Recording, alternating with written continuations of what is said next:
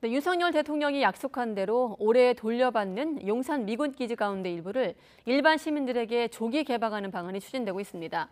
기지 곳곳에서 여전히 발암 물질들이 검출되고 있는데도 임시로 땅을 덮고 체류 시간을 제한하면서까지 정부가 기지 개방 시기를 앞당기면서 논란이 크게 일고 있습니다. 윤혜리 기자가 취재했습니다.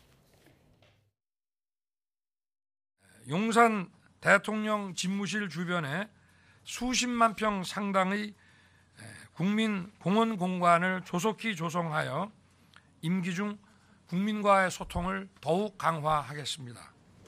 윤석열 정부는 국정과제 이행 계획서를 통해 올해 용산 미군기지 일부를 반환받아 이 가운데 일부를 조기에 개방하겠다는 점을 명확히 했습니다. 먼저 이달 말까지 용산 미군기지 전체 가운데 약 4분의 1인 55만 제곱미터의 반환이 완료될 예정입니다. 국토교통부는 이 가운데 일부를 올해 안에 임시 개방하는 방안을 추진하고 있습니다. 이르면 오는 9월부터 임시 개방하는 곳은 학교와 미군 숙소, 체육시설 등입니다. 다른 시설에 비해 오염도가 비교적 낮다고 판단했기 때문입니다. 문제는 이곳에서도 여전히 기준치를 초과하는 오염물질이 나오고 있다는 겁니다. 지난 2월 돌려받은 사우스포스트 미군 숙소 부지에선 기름 오염 정도를 의미하는 TPH 수치가 공원 조성이 가능한 기준치의 29배를 넘었습니다. 또 발암물질로 알려진 벤젠과 페놀류도 각각 기준치 3.4배, 2.8배를 초과했습니다. 재작년에 반환된 종합체육시설 부지도 상황은 마찬가지입니다.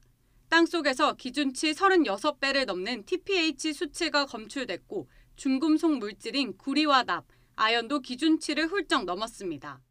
조기 개방에 앞서 제대로 된 정화 작업은 생략되고 임시 조치만 이뤄집니다. 오염된 땅을 아스팔트나 보도블럭으로 덮고 공원 체류 시간을 제한하거나 일부 오염이 심한 곳은 출입을 통제하겠다는 겁니다. 환경단체들은 시민들의 안전이 보장되지 않은 졸속 조치라며 강하게 반발하고 있습니다. 사람마다 오염물질에 대한 역치가 조금씩 다를 텐데 천편일률적인 이용시간 제한을 둔다고 해서 일정 정도의 안전성이 보장된다? 이거는 어불성설인 거죠. 인천 부평에 있던 옛 미군기지 캠프마켓은 지난 2019년 반환돼 일부가 시민들에게 공개됐지만 지금까지도 토양 오염 정화 작업이 진행되고 있고 강원도 춘천에 있는 캠프 페이지는 지난 2005년 반환 후 무려 4년 동안의 정화 작업을 마쳤지만 땅속에서 폐기름통 수십 개가 발견되면서 정화 작업이 부실했다는 비판이 제기됐습니다. 윤석열 대통령 임기 안에 용산 공원을 위한 첫 삽을 뜨기도 어려운 상황에서 무리한 조기 개방이 자칫 미국의 환경오염 책임을 덜어줄 수도 있다는 지적까지 나오고 있습니다. YTN 윤혜리입니다.